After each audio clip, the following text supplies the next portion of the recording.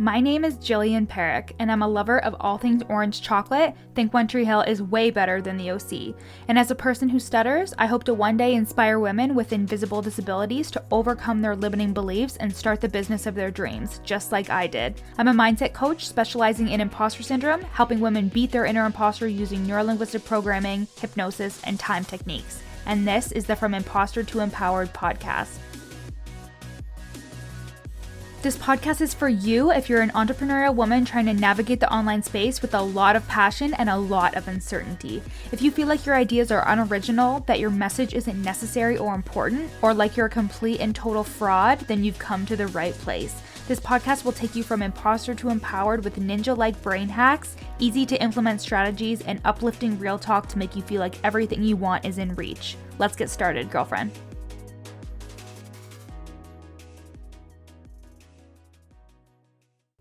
Hey everybody, how are you today?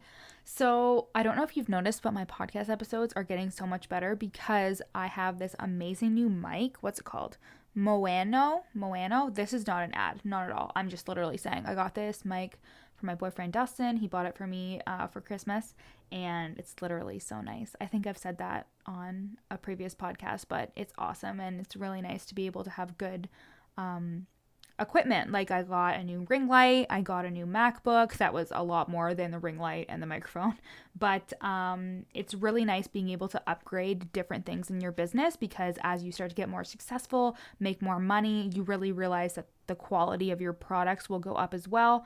When I started, I literally had my 2015 HP laptop that my parents got me for my master's degree, and my boyfriend had this blue, I almost said blue ball. My boyfriend has this blue snowball microphone that I bought him so he could record music, because he sings and he used to be in a band. But he never used it, and I started using it when I started podcasting. But anyways, so I was using that. I didn't have a ring light. I bought one of those like shitty little like selfie lights on my phone, and yeah, it just really made me appreciate how like you need to just get things done. You need to just do them. You need to just start. I made my first like 5 figures last year, so 2019, because now it's 2020. I made my first 5 figures in terms of my coaching business, and I did that all with equipment that isn't so great. And like I am in my little office. We still rent, so I'm in my office. The walls are green because I refuse to spend time and money on perfecting my space when like it's not our house yet. So that's not true. I don't refuse. It's just like I would have to take everything off the wall, and I have better things to do with my time than paint this place. So my boyfriend actually bought me like a backdrop thing. Anyways, my point about this was that like it doesn't have to be perfect. You can just start, and your quality is sometimes like your quality in terms of the equipment, actually, not sometimes, all the time, it doesn't matter. It's the quality of your message. Your message is more important than any of the equipment that you have. Of course, if your equipment actually stops you from doing whatever you want to do, like if you can't go on Zoom or you can't record any video because you literally can't get your camera on your old laptop to work, okay, well, that's a different story. But I started reading. Oh, I hope you couldn't hear me swallow there. Today's one of those days. I actually bought Marie Forleo's Everything is Figureoutable, and she wants you to practice the belief that everything is figureoutable, and that's something that I really kept with me. When I started my entrepreneurial journey, I started following Marie Forleo. She was like the first person who like came up when I searched like entrepreneur stuff on Apple Podcasts, and so I started listening to her podcast, and they're super digestible because they're like 5 minutes long. Anyways, she gives really good actionable tips and also really good stuff behind like belief and mindset. And so I just really appreciate all the work that she has done for the coaching industry. And I have always had that mindset that like if I don't know how to do something, I'll figure it out. Like when I started a podcast and people were like, how do you start a podcast? I feel like we're in this age where people are they're overutilizing online resources and underutilizing their own resourcefulness, because you need to be a little bit more resourceful in terms of if you're starting a business. So if you start a business and you don't know how to do something, of course Google it, but like that is you being resourceful instead of you constantly asking people how to do something. Does that make sense? Like I see people on Facebook groups all the time being like, I don't know how to do this. I'm going to start a podcast. How does everybody do it? You are not going to implement people giving you free advice. And that's something that you need to think about for, like, pretty much if you're thinking about hiring a coach, like you are very rarely going to implement on free advice because you don't have any skin in the game. And the same thing goes for when you're asking other people's advice. Sometimes you will implement and it's helpful a lot of the time, but you need to be resourceful. Being an entrepreneur means you're resourceful and you'll figure it out, because there are a lot of things that you're going to have to learn to do on your own before you can outsource it, before you can have somebody else help you with it. So when I started this podcast, I had that like blue snowball microphone, and I taught myself how to use Audacity, and it's really just, this entrepreneur game is hard and you do have to teach yourself a lot of different things. And I really lost my train of thought for what I was saying for this. But basically I was saying, do the thing before you have everything to help you do the thing. Like, use your own resourcefulness, use the skills that you already have. If you have a university degree or a college degree, you have skills that you can apply to basically anything. It doesn't matter what your degree is in. You learn habits, you learn productivity, you learn fucking Googling. Like, you learn things when you go to school, okay? And if you didn't go to school, guess what? Google is your best friend. You're able to figure it out. And my podcasts were pretty shitty in the beginning, and now I have an amazing mic. I have better quality intro and outros. I am able to concisely wrap up my podcast episodes so they're not super long, which this one I went off on a little bit of a tangent, but I think it was necessary to say because you don't want to give up just because something's hard. When you have imposter syndrome and where you deal with imposter syndrome, you constantly think that if something's hard, it's not for you, but it's not hard, it's just new. Like, you're learning how to do things. Just because something is difficult, it doesn't mean it's for you. It just means that you need to work at it and try harder and use your resourcefulness and the skills that you have, and you will be able to figure it out. So thank you, Marie Forleo, for everything is figure outable. I think it was a quote that her mom said, actually, and it's something that she wants to ingrain in all of us, and I think it's an amazing mantra for 2020. So today I am going to talk about your future self, your highest self, and how we can get stuck in believing that we can't up-level, or how we get stuck just in setting goals, essentially, and not feeling like we're able to achieve what we want. Maybe you see all these coaches being like, I hit 10K months and I did this and I did that and I bought the Gucci purse and I signed 8 clients and I just stepped into my higher self. It's so easy. But for some people, they have a lot of stories and limiting beliefs that hold them back. And if you're wondering, like, how the fuck do I step into my highest self, then this episode is totally for you. So first, I want to talk about that you need to operate out of be, do, have. And most people operate out of have, do, be. So what does this mean? This means that maybe you're thinking about hiring a coach and you think, once I have that coaching contract with that big time coach, that huge coach that is going to help me with all my strategies, I will be able to do the tasks that are needed to get clients, and then I will be a successful coach. But the thing is that maybe you're stuck with being unable to pay for this coach. So you're constantly telling yourself that you are unable to be a successful coach unless you have that coach. So unless you have the money, let's kind of flip that. Once I have $10,000 to pay that high level coach, I will then do all the tasks that she assigns to me and the things that she tells me that I need to do to sign high ticket clients. And then I will be able to sign those high ticket clients and I will be successful. I will be a successful coach. So the thing is with this is, again, you are operating out of have, do, be, which means that you are waiting for a certain feeling. You're waiting for thoughts to come to you in order to feel like a successful coach. So you're waiting for a particular experience, and you think that once you have that experience, you'll feel differently and then you will feel successful.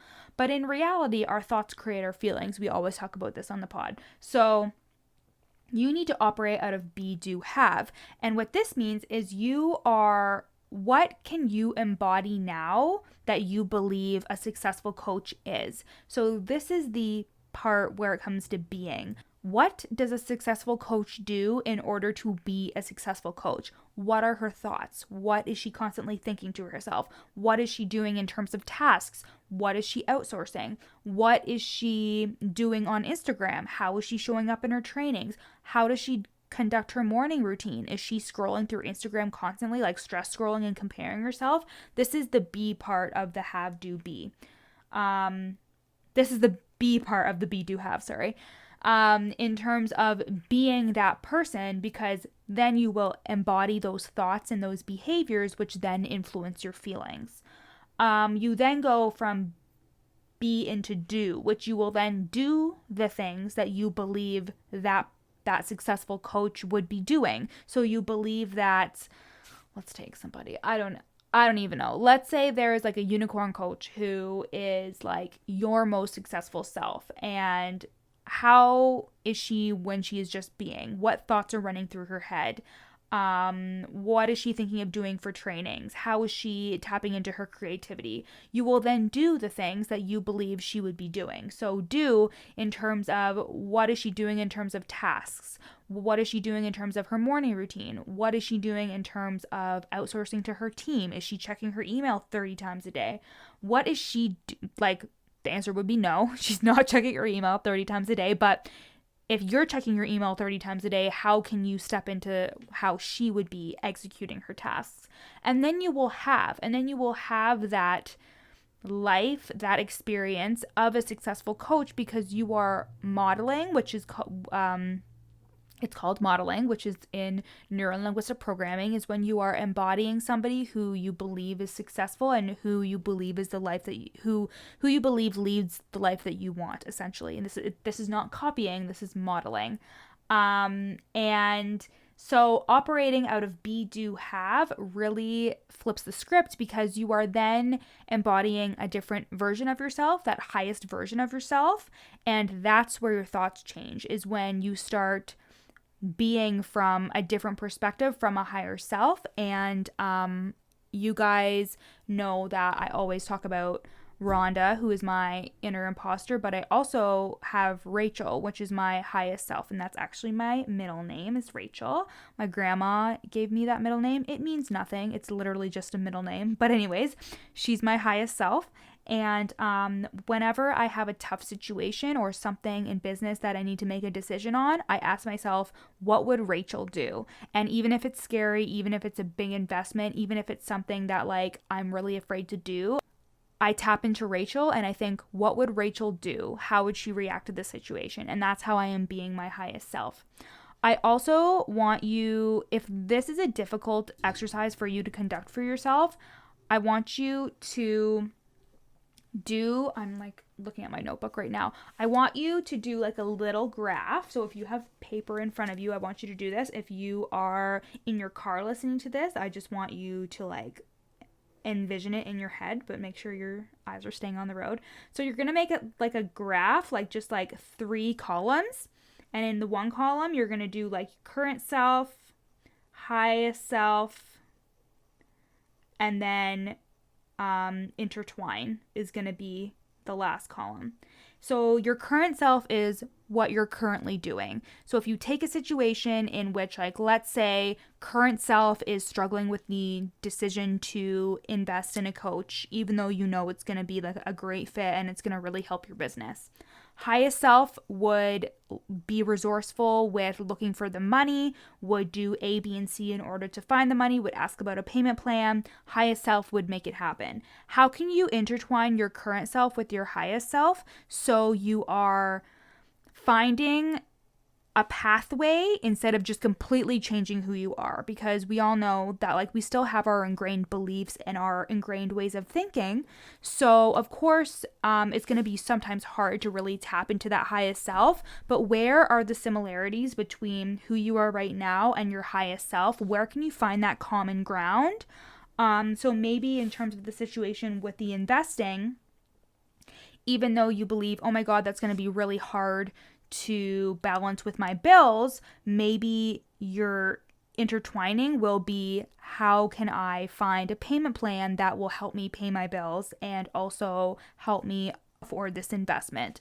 Can you intertwine it by picking up another job and being able to put the money that you make towards that? Because even though your highest self is like a badass coach who's only coach, that's your only job, you're a CEO, your current self needs to find that income, right? So that is an easier way to kind of intertwine your current self with your highest self if it seems really difficult. Because I facilitated a breakthrough with one of my clients with regards to, is your past self affecting your future self? And I talked about this on an IGTV, on an IG Live, and I uploaded it to an IGTV. So if you go at your Coach Jill on Instagram, you can find it there. And it's called, Is Your Past Self Affecting Your Future Self? And this is when you're being unable to see your highest self, being unable to feel the emotions or see what your best future would look like. And this is due to the old stories that you're telling yourself. So with my client specifically, I'm not going to go into detail about her specifically, but with regards to her, she was having a really hard time really seeing her highest self. She would try and write out like her highest self in a day, and it was so hard for her to really tap into those feelings or really even believe that they were possible. And it was a really long, drawn out process, but we started going into the stories that she was telling herself about success and about her family life, specifically around money and success and all that stuff. And we uncovered that she actually experienced a failure in business that was related to her current business venture. She put so much money into it and so much time investment and energy, and she actually went into it with a partner, and that partner had since passed away. So not only was there the fact that she experienced a failure in business, but she also was grappling with that big emotional trauma that was associated to her investing in her passion and her passion not working out. And this evidence, this story was deep in her subconscious mind in terms of everything she wanted to go for, because everything seemed like, okay, it can't be that good because I will not be able to be successful at this because it has failed in the past. And these stories can really affect us, especially because they're subconscious, and they can really just really come in at inopportune times, and we may not even realize that they're present. And these old stories are beliefs, because when we have certain experiences that carry a lot of emotional weight, they turn into beliefs. And a lot of the time they are subconscious and we don't realize it. And unless you unpack it, and unless you are contradicting it with positive evidence, unless you are working on them, they will continue to affect the way that you show up. And that includes embodying her highest self. So she had a really hard time looking at that, because her highest self meant that her business was successful, and she didn't believe that she would be able to be successful at this because it's happened before. But that was a subconscious belief. She, on the surface, was like, yeah, I definitely think I can be successful. Like, I know what I'm doing is important. But after that breakthrough, I'm telling you, she has shown up so much more differently. She is so excited about her business. She is pumping content out left, right, and center. And she is really making a difference. She's creating an online course, and she's so into that. And I'm so excited for her progress, because once we uncovered that limiting belief, we really were able to hone in on her gift and really realize that, this is just a story. It is just a story that you're telling yourself, that your brain has taken as fact, and it's working against you. So if you have a hard time getting shit done, if you feel like, okay, I seem to procrastinate a lot, I know I need to do things, but I can't seem to get onto things. I also have an episode on procrastination, so make sure you listen to that. But everything holds an emotional tie. And if you are struggling in your business, there is something deeper, there's something subconscious, because your gift is important and everything that you're doing is necessary for this world that we live in. I'm a fucking mindset coach, and there have been many times where I have constantly felt like, who even needs this? But we've had therapy since the 1940s. Life coaching was the first type of coaching to come about. So this job that you're doing, this coaching business that you're building is necessary. This business that you're building is necessary. It is needed. It is necessary. It is important. And your brain is just trying to keep you safe. And I should get that written somewhere, because that's literally like everything that I try and instill in my students is like, just a reminder, your brain is just trying to keep you safe. What would your highest self say? So that was a little bit longer than I anticipated, but I hope you guys loved this episode. Not much of a structure to this one, but that's okay. My perfectionist tendencies will subside eventually, and there was a lot of really good, juicy stuff in there, and I hope you guys loved it, and I'll talk to you later. Thanks so much for listening to the From Imposter to Empowered podcast with me, Jillian Perrick. If you loved this episode, take a screenshot and share it on your Instagram story. And don't forget to tag me at Your Coach Jill. Of course, I'd love for you to rate the podcast 5 stars and leave a review. And if you screenshot your review and send it to me at Your Coach Jill on Instagram, I'll send you a free gift. At the very least, make sure you follow me on Instagram, again at Your Coach Jill, for tons of free content, strategies, and inspo. See you next time.